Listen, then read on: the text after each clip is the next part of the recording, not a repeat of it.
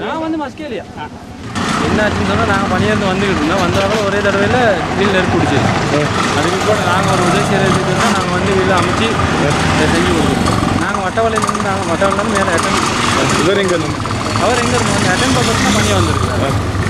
என்ன காரணம் தெரியும் என்ன காரணம்னு தெரியாது.